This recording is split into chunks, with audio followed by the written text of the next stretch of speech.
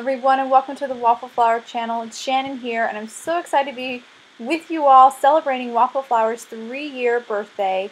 Today I'm using one of our brand new sets. It's called Stay Cool, and I'm also using the matching dies that go with that set. Today we are collaborating with Tombow, and they have generously provided this prize that you see here. You get these 4 sets of Tombow markers, and these dual brush pens are just amazing. These markers are so fun to work with. They allow themselves to be used for so many different techniques. I really am excited about these markers, and I can't wait to show you some of the cards that I created with them today. Each set comes with 10 markers and a colorless blender, which is great for blending these markers out and doing nice gradations and mixing the colors. And each marker has 2 ends, a brush tip end, which you see here. I'm going to open this up. This brush tip end is a nylon fiber brush, and it's very flexible and really fun to color with. I really liked coloring with that tip.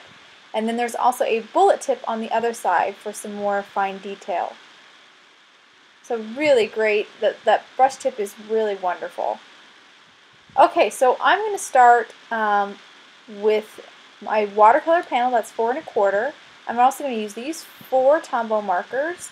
They are 346, 476, 493, and 133.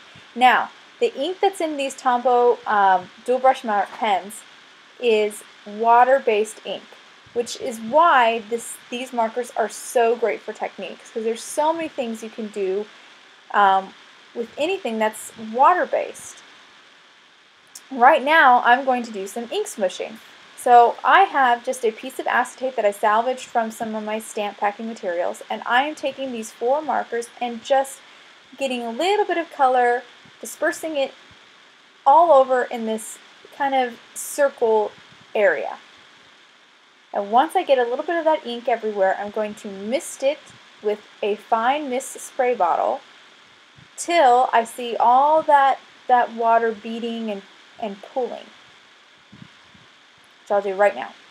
Now normally when I do any ink smushing, I use my distressed inks. I use those little mini ink pads, which work really great for this technique for ink smushing as well. But it's really nice to use these markers because you have a fine point, so you can get lots of different colors of ink in a small area, as opposed to, smushing an ink pad down. You get a big blob of color in one area, but it's kind of fun to be able to put lots of different color in one area. Okay, so now I just smooshed that acetate down onto my watercolor panel, and I'm now using the corner of the acetate just kind of to fine-tune this and spread that ink around a little bit more. I want like the same margin of unpainted watercolor paper around my panel.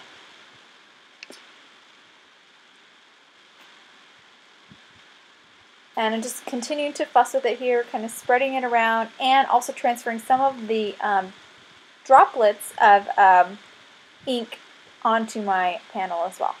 Okay, so I'm going to let this dry now, and I'm going to come back and do a little bit more ink smushing after it's dry. I really like to do ink smushing on top of ink smushing when you dry it in between, because you get more of this speckly kind of dotted look, and the colors kind of keep their intensity. They don't mix as much.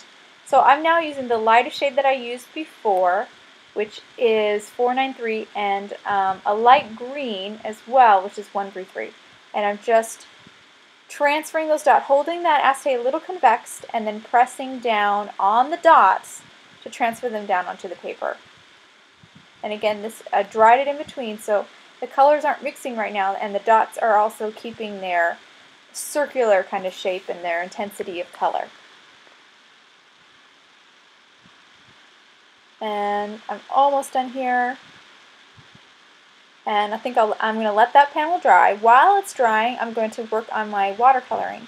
So I have stamped on watercolor paper some of the images from the Stay Cool stamp set, and I'm going to now use these Tombow markers to do some watercoloring on to watercolor these images and create.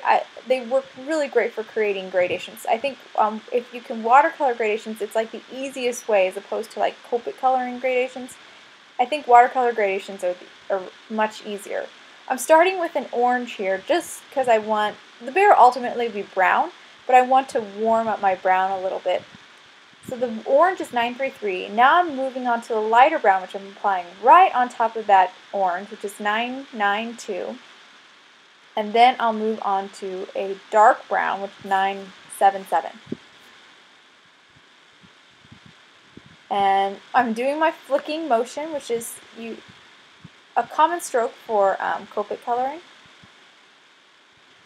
And then I will now pull out my water brush, and I will start to soften the transition between my ink colors.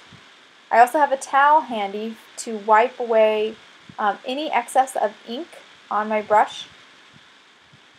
But I'm just now softening the colors and blending them. This will remove any streaks that might have happened in the mark when I colored with the markers. And I'm also pulling that ink up to the very top of the bear, and by doing that it will kind of make a really light shade of brown, and it will also help to create that gradation and really give that bear some volume and some shape. And I'm almost done here, just fine-tuning it, softening some of those transitions, and that's it. So it was very fast to color that bear. Now I'm going to move on to his trunks. And this is going to even go faster because I'm using one shade. I'm using red here, which is 885. And then I will just pull up some of that red ink. And I will clean my brush off when I have too much, when I'm pulling too much of that color up. Because if I pull too much, it's going to look flat. And I want to remove some of that color so it gets lighter. So I definitely want a gradation on that bear. I mean, you've got to show that really plumped roundness of his tummy. Okay, so now I'm going to move on to the towel. I've got two greens that I'm using for the towel. I'm using a dark green, which is, let's see here, 158, and the light green, which is 133. And basically doing kind of like stripes. Just adding a little gradation to this so it's not just one solid color. And then I'll soften between the light, though there's not a lot of room here, I'll still soften though with my water brush. Softening that transition between the light and the dark green, and also pulling a little bit more of that ink to the white areas so it's completely colored. Okay, now I'm going to move on to the leaves that are right under the coconut drink, using the same colors that I used on a towel. And this only requires, so it's such a small space, a tiny bit of blending with your water brush. Okay, now onto the bird. So the bird, I'm using 993 for my dark shade, and then I applied my light yellow, which is 055, and then blended a little bit from there. Coconut, same colors that I used on the bear, except no orange this time, starting with 992 and then 977. And then I'll blend out with my water brush, blending to mix the dark and the light together, and then blending, pulling that ink all the way up to the top. Kind of soften and make a nice gradation.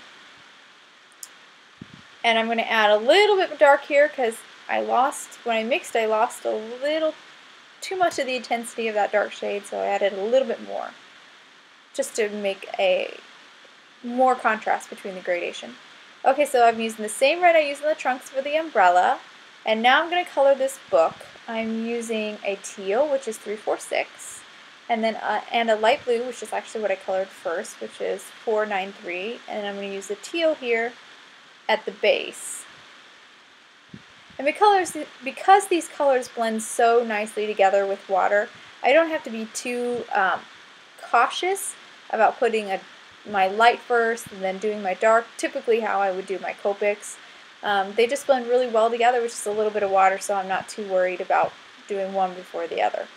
One shade before the other. Okay, so I let those dry and then I cut them out with the matching dyes. I also stamped and white embossed the sentiment on a strip of black cardstock. Now I'm going to position the bear and some of the other elements. I'm not going to do the bird right now, I'll do him later, but I'm going to position some of these elements onto my card front here. And once I get them just the way I like, I will use a strip of washi tape, a couple strips of washi tape, to hold everything down, and then I'll flip it over and glue it. I like to use the washi tape because it just kind of, after I've got it all the way I like, exactly the way I want it, the washi tape holds all those little elements in place, allowing me to flip them over and then glue them so they all stay exactly the way I want them. I find this easier to do than taking a picture and trying to recreate what I see on my photo. And sorry about the color on the back of my die cuts. This happens to be a scrap of watercolor paper that I'm reusing. So flipping this over, and now I will stick it down. And I use Tombow mono multi liquid glue. And now I've got the little bird. I'm going to lift up some of that washi tape so I can glue the little bird there, because that's where I want him to go. And I'm going to use some of that liquid adhesive again. And this dries really fast, but I will cut here real quick as soon as I pull off all the washi tape onto the sentiment. So, oh, and I did have to glue a little bit more on that book just because there's only a tiny bit of the book that was exposed, allowing me to glue it. So I had to put a little bit more so I could stick it down onto the towel. Okay, so now they've dried, and again, it doesn't take very long, but you guys definitely don't need to watch that. And I'm now using a tape runner to adhere my card panel down onto my black cardstock card base. I did trim my panel down after the my ink smooshing was dried. I trimmed it down 1/8 of an inch so that I had a nice little border of black all around. And now I'm using some foam tape. I'm going to cut some foam tape and adhere that sentiment down onto my card base. And then I will be done. Just pull off the backs, and this card will be done. But I have one more card to show you guys. I couldn't help myself. I was having so much fun playing with these markers. So the next card will be a single layer card. I'll pull that out here. So I've already, as soon as I grab it, so I've already stamped the water wave and the bird from the set, the bird in the envelope, oh my gosh, the inner tube, there we go. I've already stamped them down in VersaFine Onyx ink, which is a waterproof ink. I used that ink before for my my earlier bear and images that I watercolored. Definitely want to make sure you use a waterproof ink if you're going to do any watercoloring. VersaFine is that, or if you don't use waterproof ink, make sure you emboss it, your stamped areas with heat embossing. Then it'll be waterproof. Okay, so I'm now going to stamp a wave behind the little bird in the inner tube. So I did have to mask a little area, and I am going to stamp that bear's head to make it appear like he's just coming out of the water. And the great thing about that bear is that you do not have to do any masking, which is fantastic. But I did want that wave to appear that it was behind the inner tube, so I had to do a little masking there. I also stamped the sunglasses, the fish, and the sentiment in VersaFine as well. Okay, so now this is completely dry and ready for me to watercolor. So you definitely want to make sure you dry your VersaFine. VersaFine is a pigment ink, so it does take a little bit longer to dry than dye inks, but I'm very impatient, so I just set it with my heat gun. I make sure it's dry with my heat gun before I start doing any of my watercoloring, or really anything, because even if you're not doing watercolor, if your VersaFine is still wet, you can easily smudge it. So it's just a good habit to either dry it with your heat gun when you're done stamping, or clear emboss it when you're done stamping, either way. It just depends on the look. If you do clear emboss it, it will be shiny though. Okay, so now I did the same colors of blue that I did on the book last time. I did the teal, 346, and then I did the light blue, which is 493. And now I'm I'm blending it out with my water brush. So pulling that ink down till it appears to just be a soft transition to the white of the paper. So I'm mixing the colors together first, mixing that teal and that light blue so I soften the transition between those two colors. And then I'm pulling that ink down, and as I pull down, it'll get lighter and lighter, and it'll blend into the white of the paper. So really easy to do this soft gradation with these Tombow dual brush markers and your water brush. Okay, now I'm going to color the bear. I'm using the same colors that I used before. I am coloring him with my orange first, just to make him a little warmer, a little bit more on the warm brown side. And then I'll use my light brown, and then my dark brown at the very base. And then I'll blend the transition between the colors together, and then I will pull that ink up to the top so he's completely colored, there's no white spots.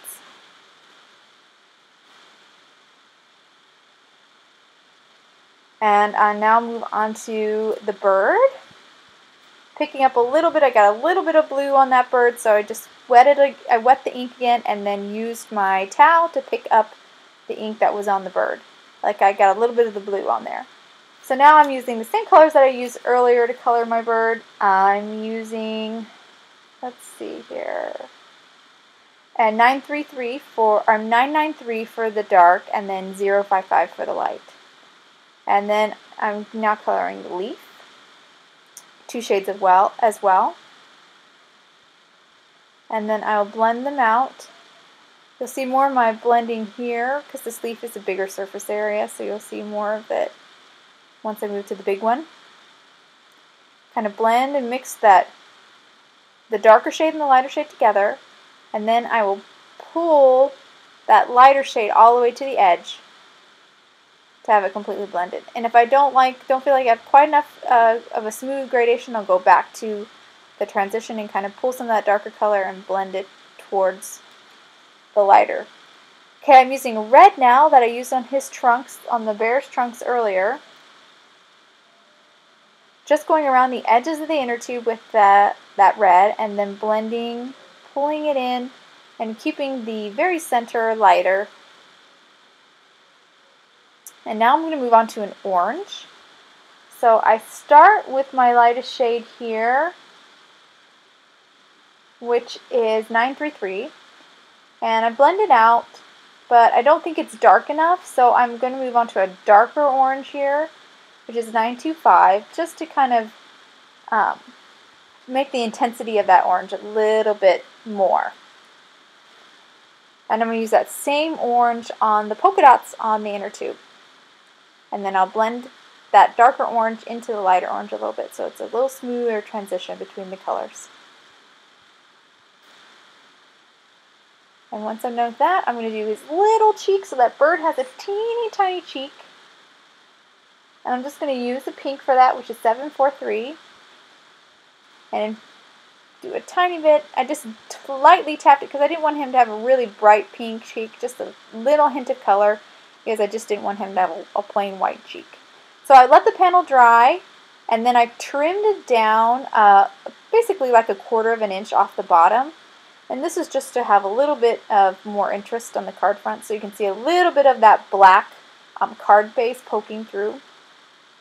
And again, this is an A2 card, so the card base after it's folded is 4 1/4 by 5 1/2. And that's it.